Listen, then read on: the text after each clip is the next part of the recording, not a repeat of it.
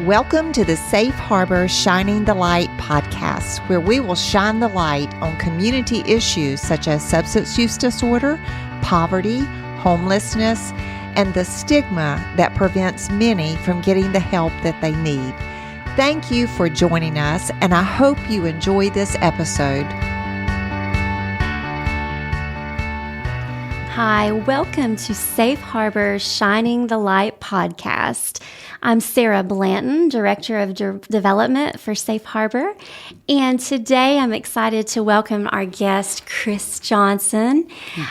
Chris joined us on our last episode as we talked about mental health and homelessness, and so Chris, thank you for coming back. Thank you. Because I feel like we only got to touch a little bit on your story, and there's so many things about your story that I feel will resonate well with a lot of our viewers, that will provide hope, that will kind of shift perceptions, all the things that we want to do with this podcast. You know, this podcast aims to really shine light on substance use, mental health, homelessness. And Chris, I'm just going to let you start, where you want to, and just talk a little bit about, what's your passion, all these things that you've been able to achieve through your career and in this community. There's a story behind that.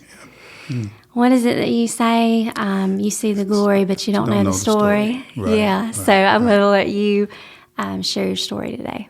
Okay. First I want to thank Safe Harbor and you, Sarah, for inviting me to share my story.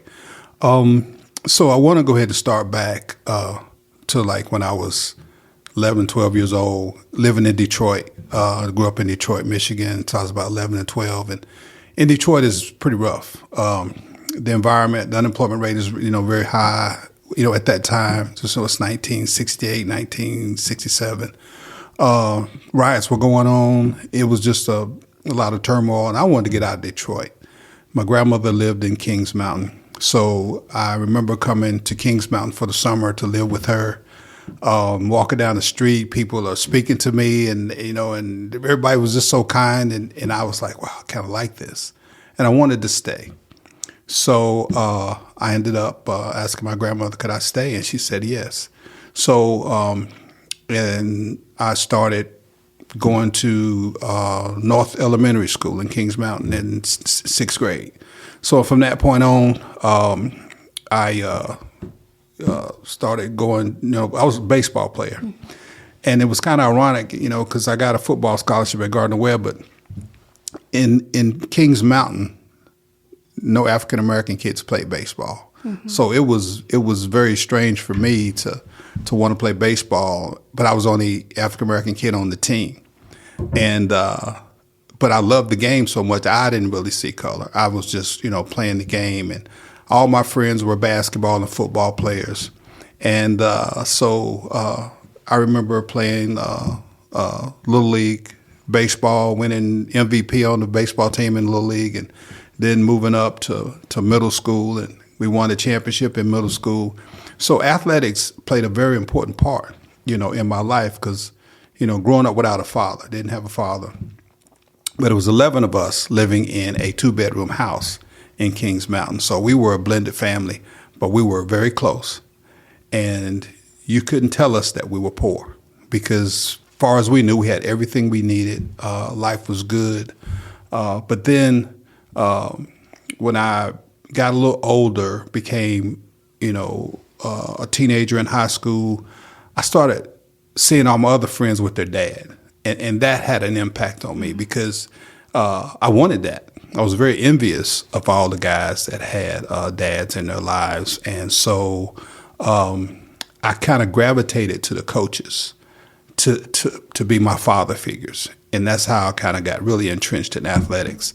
So I went on to Kings Mountain High School, and I graduated. I played 3 sports: football, basketball, and baseball.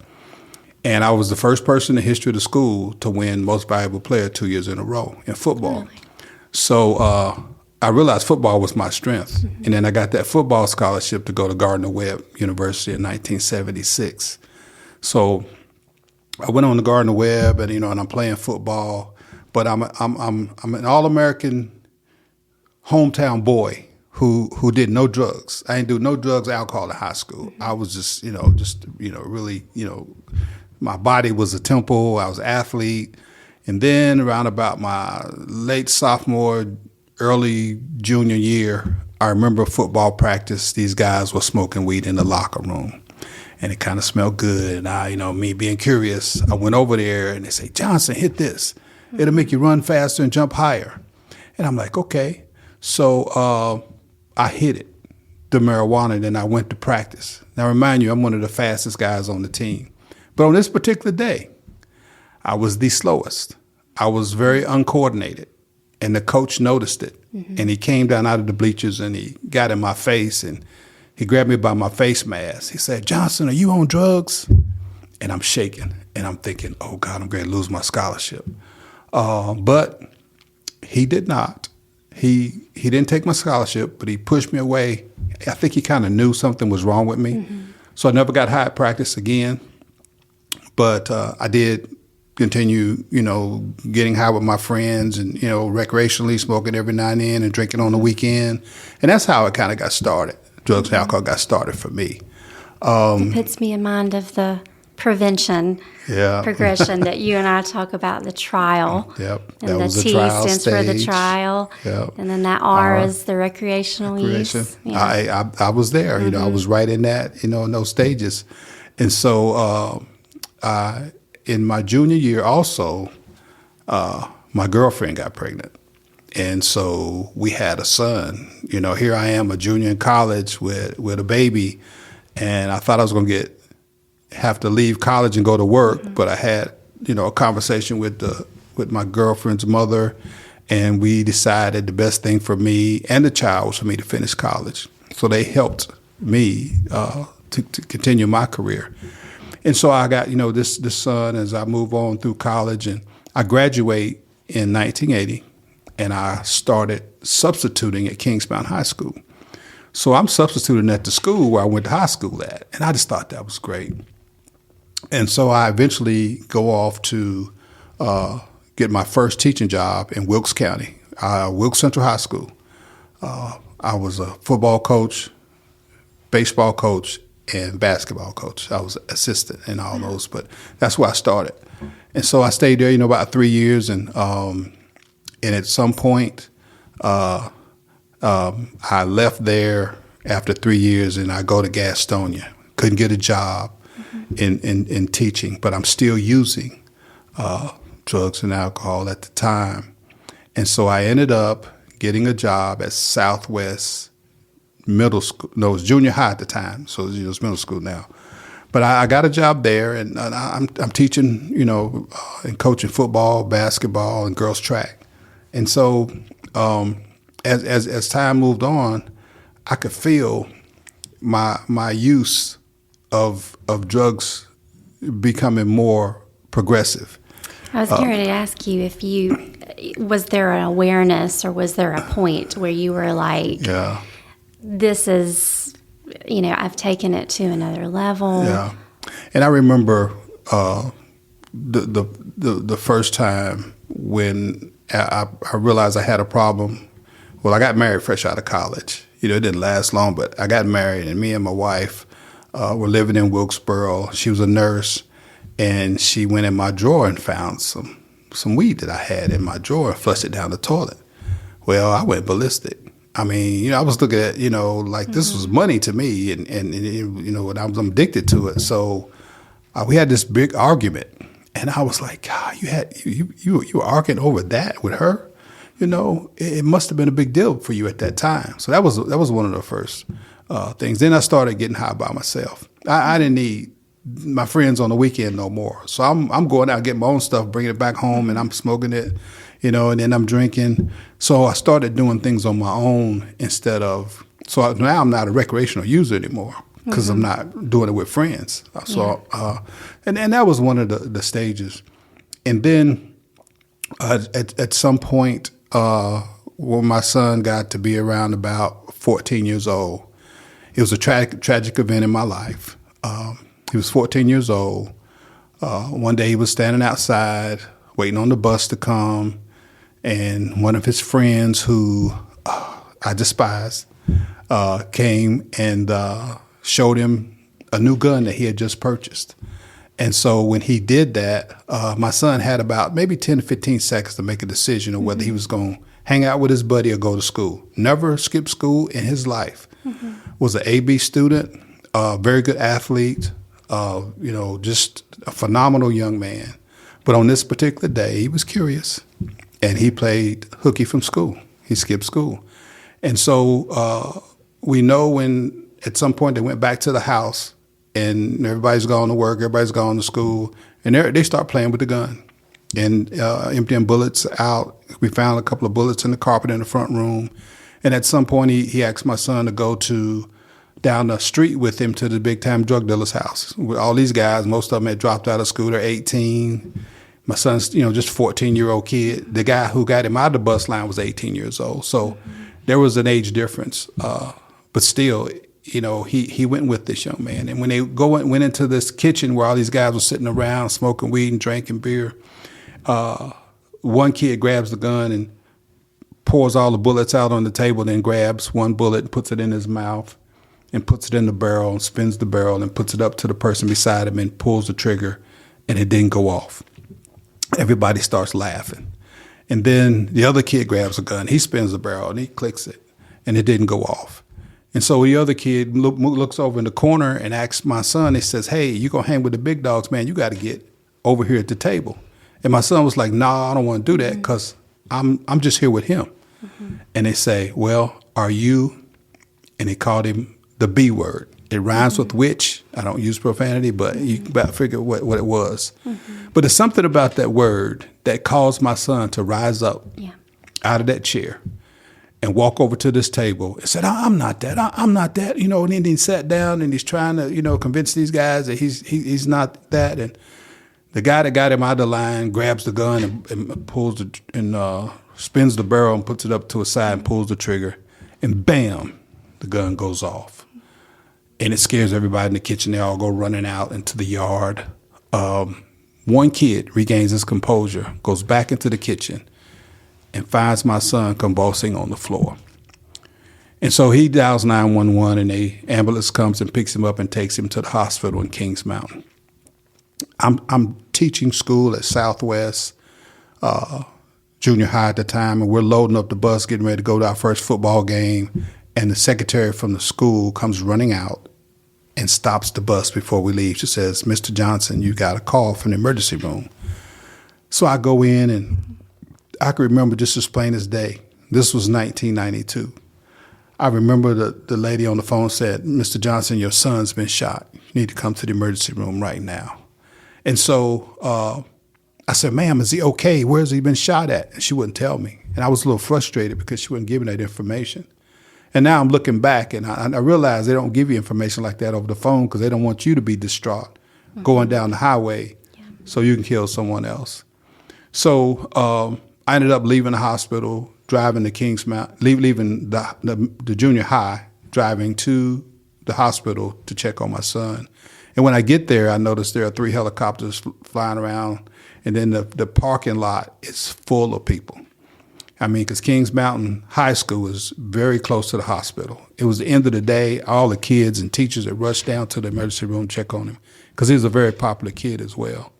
And then when I get there, I'm walking through the crowd, and the crowd's partying, and I see his grandmother come out of the hospital door, emergency room door, and she's walking through the crowd, and she's looking at me, and I'm looking at her, and we're looking at each other, and she's got this look on her face. I'm like, no, I knew it was detrimental, but I didn't know to what extent. Then we get about this close, and we're face to face. She looks me in the eye. She says, "Corey's gone." And I said, "What?" She says, "Your son is dead." And that was just kind of really devastating for me because it hit me like a ton of bricks. Everybody, we used to always say, "Boy, I know that's your son. You look like you spit him out," because he looked just like me. And I was looking for him to come to high school and break all my records and everything. But then the doctor comes out and he says, "Where are the parents at?" And I raised my hand and said, do you want to see your child one more time? And he guides me through the hospital, and I go to this room, and he pulls the curtain back, and there is my boy, laying on a steel slab. Looked like he was asleep. And I just grabbed him, and I just held him. I held on to him, and I'm hugging him, and I'm asking him a question. I said, what did you do? What did you do? Not realizing he couldn't respond to me at the time. So that was just a really devastating time for me. And I originally thought he had drugs in his system to allow somebody to do that to him. But come to find out, when the toxicology report came back, he was clean. Yeah. And in my mind, I was like, what happened to make you get up out of your seat and come over to a table and let somebody put a gun up to you and pull the trigger? And that's when I found out that peer pressure is more powerful than any drug you can put in your body for young folk. It is.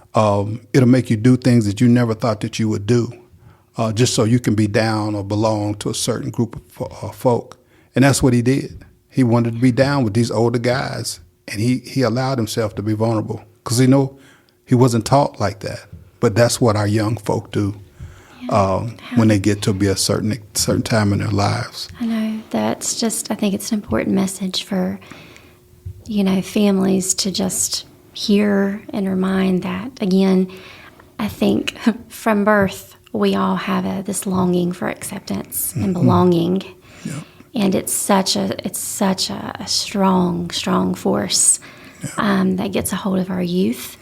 And that, I am sure, that altered the course of your life in many ways. So how did it alter the course of your life? Yeah, it altered big time. Remember, I was this recreational user of marijuana and alcohol.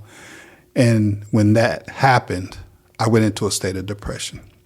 And I started drinking more, smoking more weed, just, trying to medicate myself. I didn't really want to feel that grief. And I remember being over a guy's house, and one of the guys they were in the room doing cocaine, and one of the guys comes in the room and he says, man, here, hit this. It'll make you feel better. Your son just died. I know you hurt, man. Hit this. And he had a crack pipe. And it was cocaine. And so I hit it. I said, what else, could happen to me? I done lost my son. And I became instantly addicted that quick. And now I not only am grieving from my son's death, but also got this craving that I have for cocaine now, and alcohol and weed. So, and it began to consume my life. And I began to do more and more. And the next thing I knew, I found myself not coming home at night. I'm out in the street trying to find this drug all night long, just trying to have something else to medicate me and keep me from feeling what I really needed to deal with. And so I stopped showing up for work. Now, I'm a school teacher. I stopped showing up for work. I didn't have a substitute. I mean, people were looking for me, couldn't find me. My life was spiraling out of control, and it did. And eventually, I lost everything. My family, my job, and I just packed everything up and put it in my truck and just started living in my car on the street. And then I originally found another teaching job in Charlotte at the alternative school. So I'm living in my car. Nobody knew. I was living in my car, going to work every day, because the custodian would open the door in the morning. I would go in and wash up in the sink and just put on this facade like nobody knew. But I was drinking like a 40-ounce before I went to school. And I remember a teacher walked up to me trying to give me a peppermint because she could smell alcohol on me. And, that's the way addicts are. We're the last one to notice. Other people already know that you're addicted. You thinking nobody knows. But people around you know. Those who are close to you, they know. And so eventually I started hanging with some very shady folk, because one thing I learned about drugs and alcohol, it'll take you places you never thought you would go. You'll spend a little bit more money than you intended on spending, and you may not make it back. Some of us have and some of us have not. So I began to live this life of living on the streets and hanging out with drug dealers and doing drugs and things like that. And so I ended up one day getting jumped on by a bunch of guys, and they beat me so bad. One eye broke the socket in my eye, and I couldn't see out of this eye, and had cuts all over my face. And I tried to go to school the next day, and the principal pulls me in the office and says, "You can't come in here looking like that." I mean, I was really a mess. So I had to go to the doctor and get my eye surgery on my eye and all this stuff. And the whole time I'm thinking, I'm okay. I'm still in control. But I'm living in my car, and all of a sudden, the motor in my car blows up. It just stops working, and I'm homeless now because I don't have anywhere to live. So I'm walking around the streets and sleeping in abandoned houses and all these things. I don't have a job anymore now because I've lost another job. So I'm homeless. Now I'm in and out of the shelter in Gastonia. And that's when I really learned the things that were etched in my life that helped me make it through. One, spirituality was a big part of my homelessness and keeping me afloat when everyone else had turned their back on me. My family, they didn't want me coming around. And that's what you call tough love. I was an addict. I was living on the street. And addicts have certain stereotypes, stereotypical things that people think about you. I remember going over my aunt's house one time, and we're having a good time. It's Thanksgiving, and her watch got missing. Well, she says, "Chris, give me my watch." I said, "I don't have your watch." And that's one thing I would never do, was steal from my family. But she asked me to leave because she thought I had stolen her watch. And that hurt me so bad because she was that last one who really believed in me. And when she did that, it hurt. Seen her 2 weeks later. She told me she found a watch in the dirty clothes hamper in the bathroom.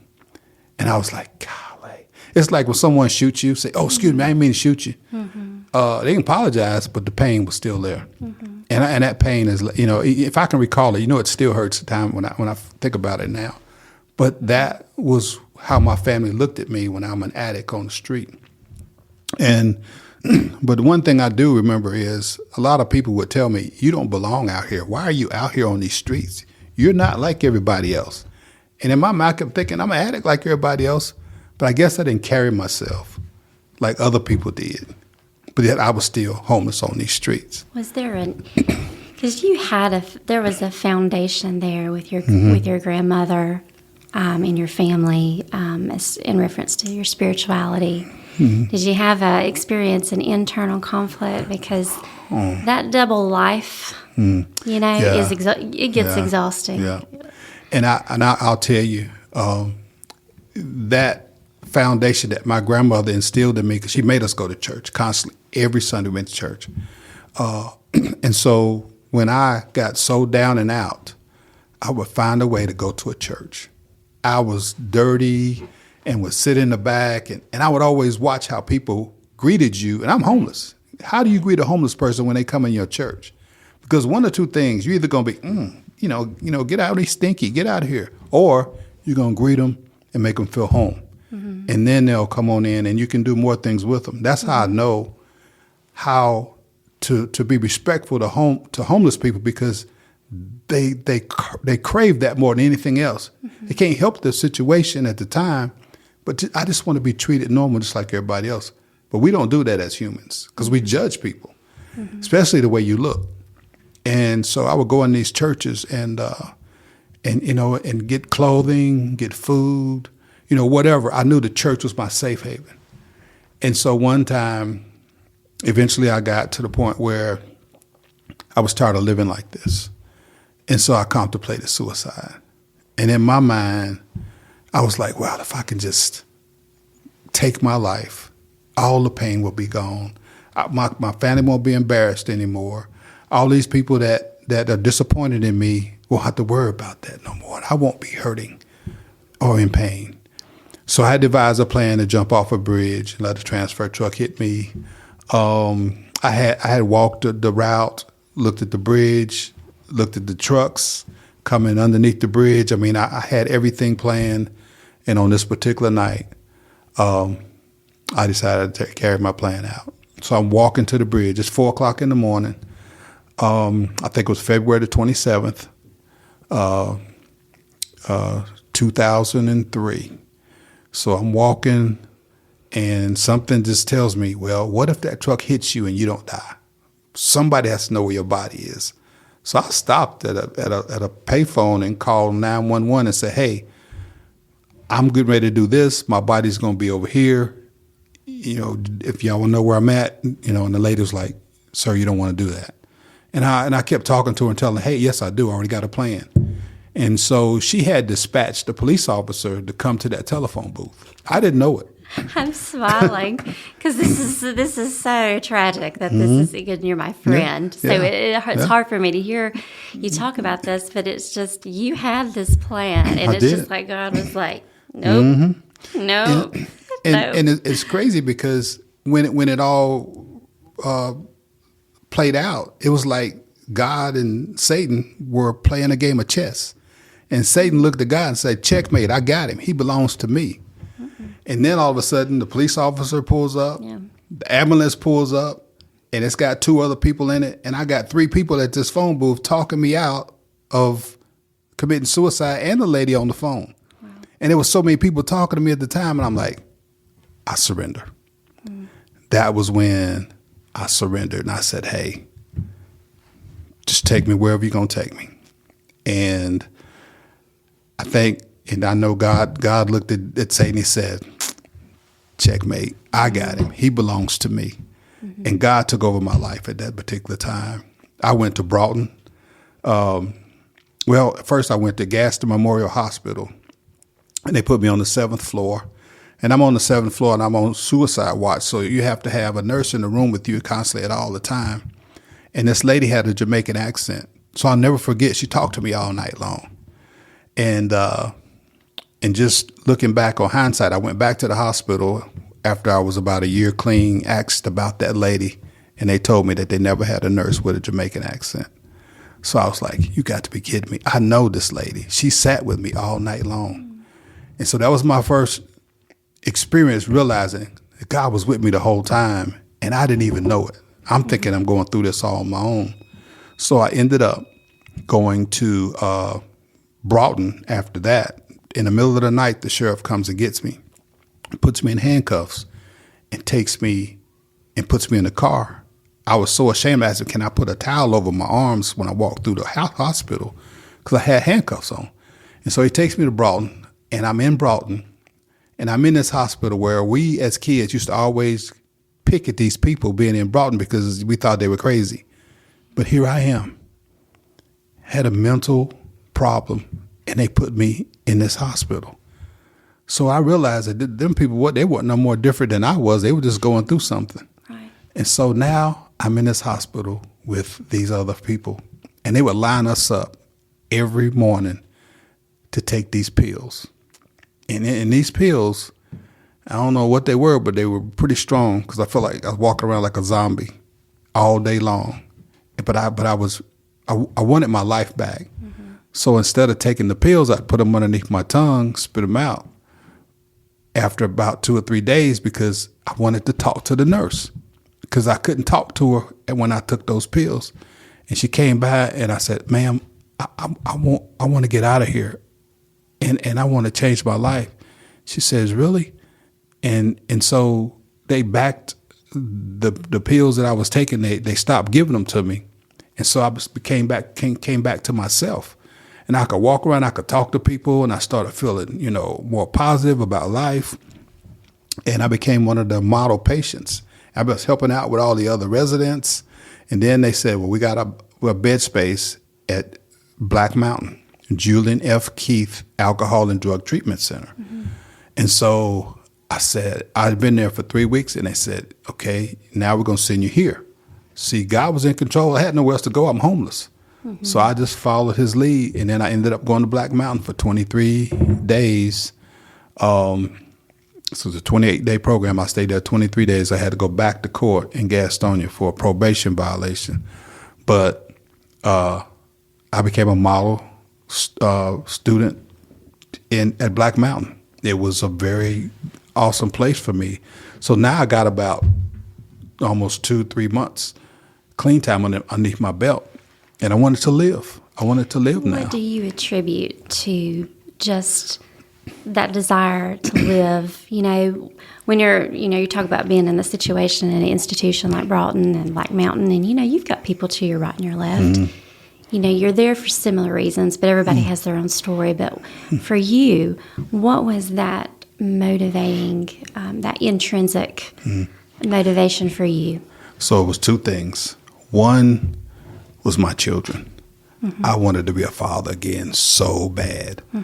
But I couldn't be a father if I was an addict, if I was addicted to something on the street and I couldn't control myself, because moms wouldn't want me coming around the children if I was not in my right mind. And then another thing was my spirituality. I mean, it was just, I knew that God was in control. When I surrendered and I gave everything to God, He took over. And He started taking me and putting people in my life and placing me here and placing me there. And I remember being there, it was about time for me to leave, and these people from Exodus Homes came and spoke to the congregation, the people at Black Mountain. And I said, I want to go there. And so I filled an application out, and I was talking to one of the ladies, and she went back and told Reverend Longcry about me. And so they accepted my application. And so when I got out, it's crazy because when I got out, instead of going to Exodus, I went to Gastonia. That was my old stomping ground. I got 3 months clean. I went to the old neighborhood. I'm bragging about, how clean I am and stuff like that. And somebody said, here. And he offered me drugs. And I'm like, what? And I thought about it, and I hit it. But when I hit it that one time, I got scared, and I put it down, and I ran as fast as I could back to the Salvation Army in Gastonia, because that was my safe haven in Gastonia. And I thought I was going to get trapped again on the street.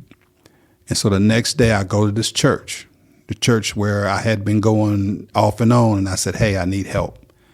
Can y'all help me get to Hickory? And they gave me a one-way ticket to Hickory on a bus. And that's how I got to Hickory. Now, when I got to Exodus, they give you a drug test.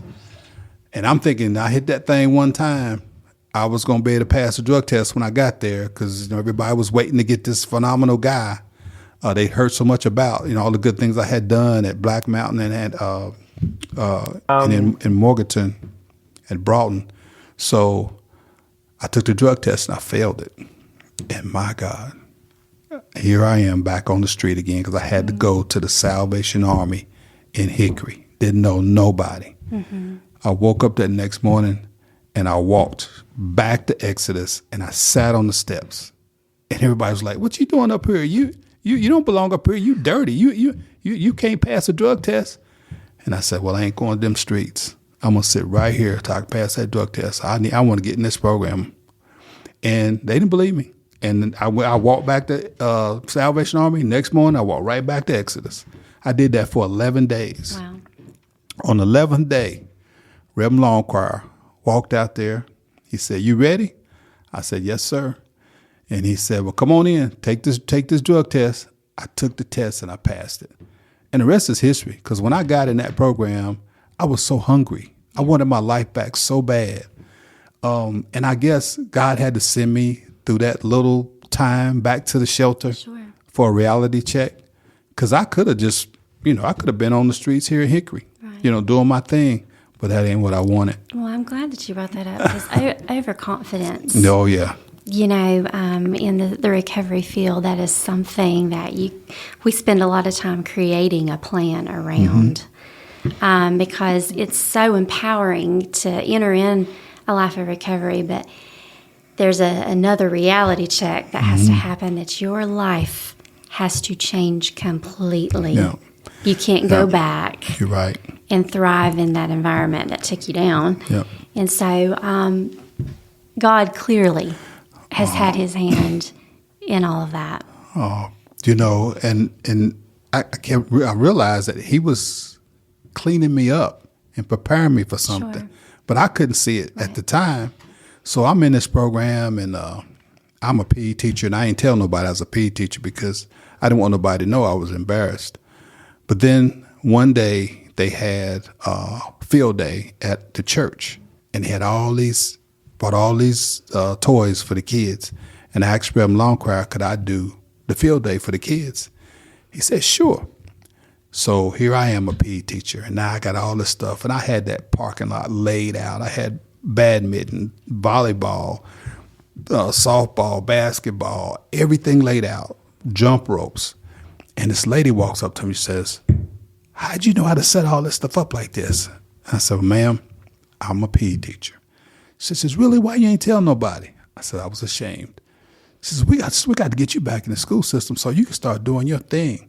And see, that's what Exodus does. They find out what your specialty is, and when you clean yourself up enough where you can step into the real world and continue their reputation of doing good things, they push you out there. Yeah. So I started going back into the school, doing substance abuse prevention.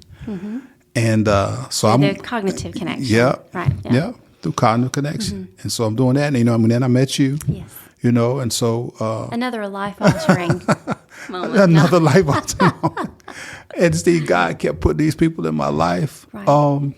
But then he also had me to realize that these kids was walking around in the middle of the day in this neighborhood with nothing to do, pants sagging and stuff. And I'm looking around like, was there not anything for these kids to do? And so I started going back to my room at night, and I would pray, and like God would just speak to me, and he would just start giving me this curriculum. And I just started writing stuff down on paper. And next thing I know, I had a whole curriculum in about a month's time. He had given me a whole curriculum. It was Young Men of Integrity. Wow. And I took it, I'll never forget, I took it to someone, and they told me, they said, we ain't ready for this. And so they discarded it. I'm like, oh God, I know God gave me this, to give to somebody. And so, and I kept giving my testimony in church, and there was a blind man who was in the church at the time. His name was Larry Pope. He told somebody for me to come and see him after church. So I go see him, and he tells me, take your program down there to Hickory Public Housing, see Alonda Jackson, and she'll work with you. I took it down there, and I showed Miss Alonda, and she said, well, how much you gonna charge me for this program? I said, well, I ain't got no budget. She says, well, how you gonna do a program? You ain't got no budget. I said, well, I didn't know I needed a budget. So this lady helped me write a budget for this program and allowed me to do the program in Hickory Public Housing. And the rest was history. It took off like wildfire. Yeah. Started out with 6. The next week, I had 10. The next week, I had 15. And then after about a month, I'm going to take a picture of all the kids in the neighborhood so I could put it on the front of a brochure. And I had 29 kids show up. Wow. And I was like, wow. And that's when I got nervous, because I'm thinking, oh, this is getting too big. And I didn't even have a nonprofit at the time. But the need was so great for a mentor in the community, especially at that time. I remember doing an activity with the kids, and I asked them, I said, how many of you guys have fathers in your lives? 2 kids of about 20 raised their hands. And I had to step away, and I walked out of the room, and I'm like, my God, what have I got myself into? Because now I know what my purpose is. It's to be a father figure and a mentor to these kids out here who don't have the kind of guidance that they need in order to be a healthy adult. So I'm going through this program, and all of a sudden I run into these gentlemen in the community, Earl Fincher and Eddie Broussard, those 2 guys, and they say, we don't help you get your own nonprofit. I'm like, what? I said, yeah, just let us help you. Susan Smith from Exodus Home, she was involved in it. So these people helped me get my own nonprofit. And once I got that nonprofit, I was able to get funding to help me do my program. And then I got a call from Glenn Barger, who was a superintendent for Catawba County Schools. And he said, are you Chris Johnson? I said, yes. He said, you that street walker. I said, what? He had already had a nickname for me. He said, you don't want to be walking the streets helping all these kids. I said, well, I guess I am streetwalker. He says, well, we need you to come work for Catawba County Schools because we get ready to start an alternative program. And I said, well, sir, I filled an application out about 2 or 3 months ago, and y'all didn't call me. Hickory Public Schools wouldn't hire me. Newton Conover, no one would hire me because, my past. But here, God gives me this program. Young men of integrity who caught the attention of the area school system. And they brought me back in as a alternative school coordinator. And so I was there for 2 years, and they said, well, in order to keep your job, you got to get a master's degree. So I started applying for a master's program, and I got turned down at Appalachian State. I got turned down at Gardner-Webb, and I was sitting on the side of the bed crying. I'm like, this ain't going to happen.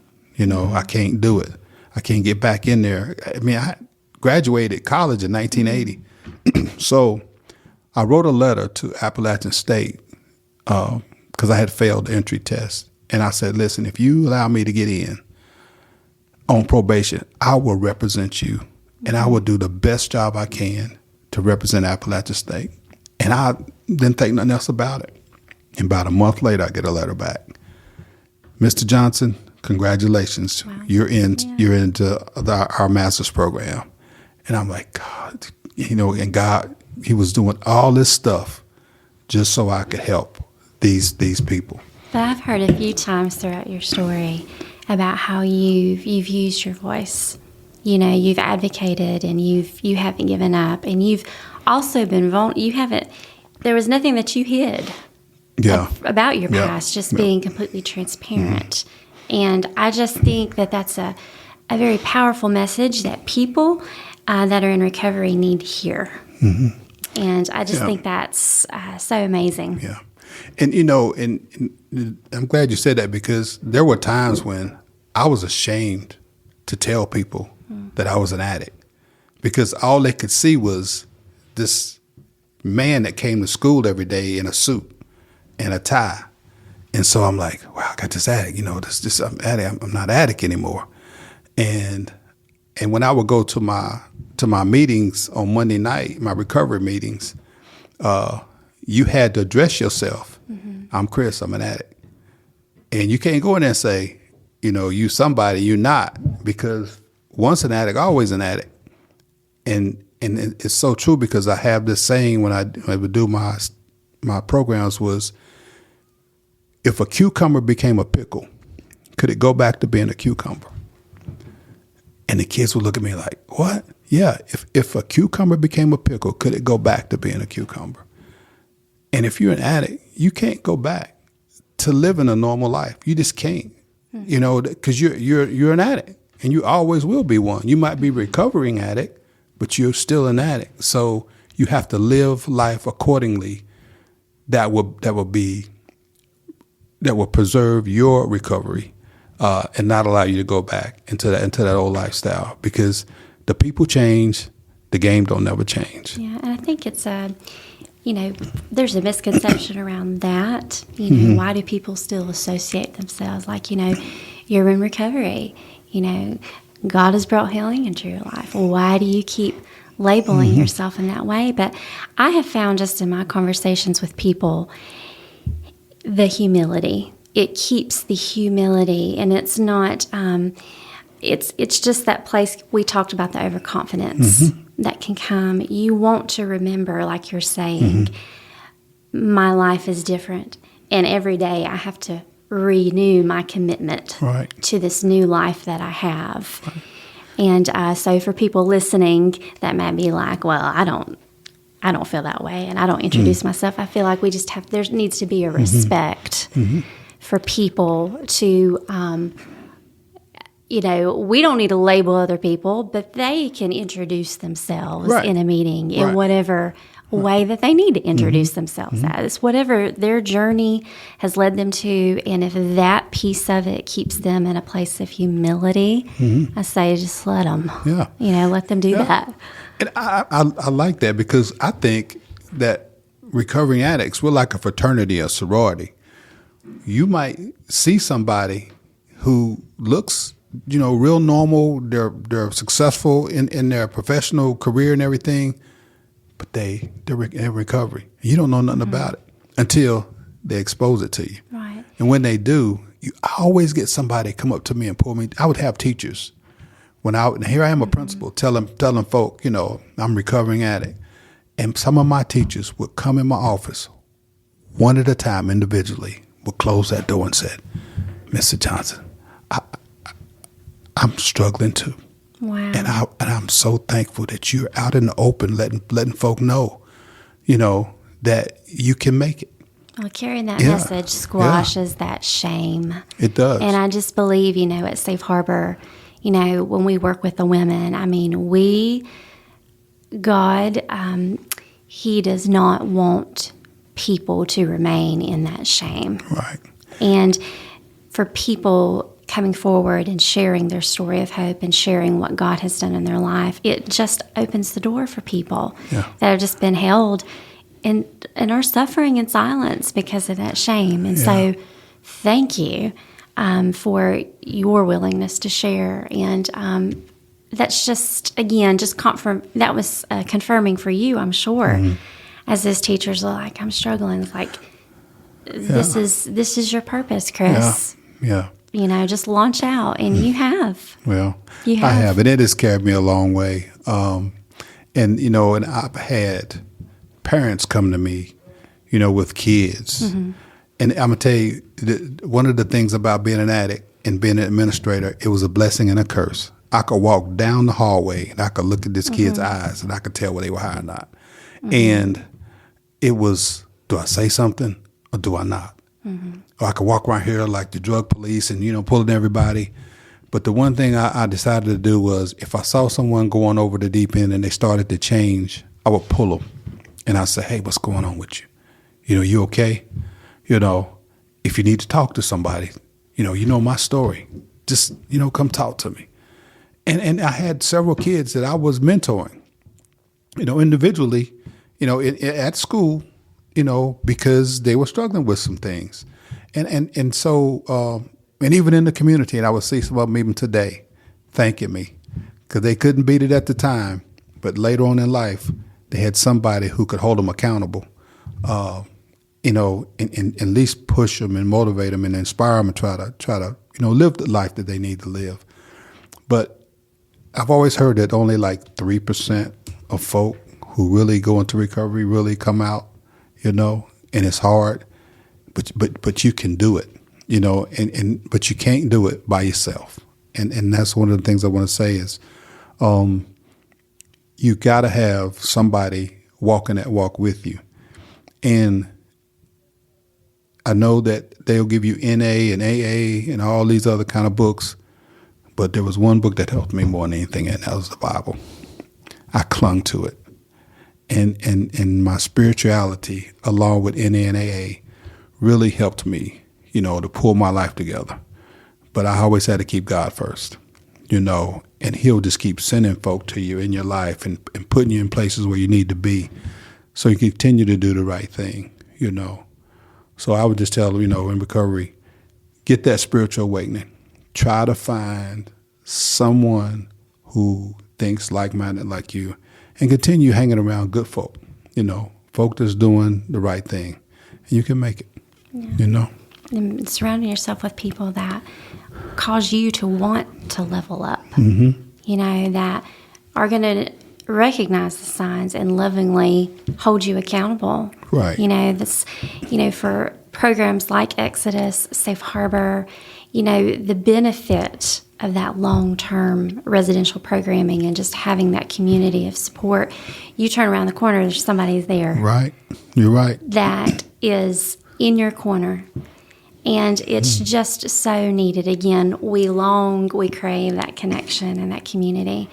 And being a part of a movement. Recovery should be celebrated. Oh, yeah.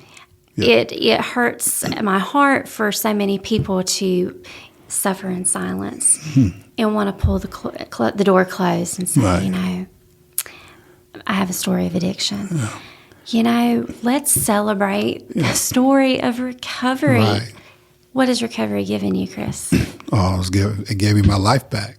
Mm-hmm. It gave me my self-esteem. It also allowed me to meet and experience some really great people who had that same struggle that I was having, mm-hmm.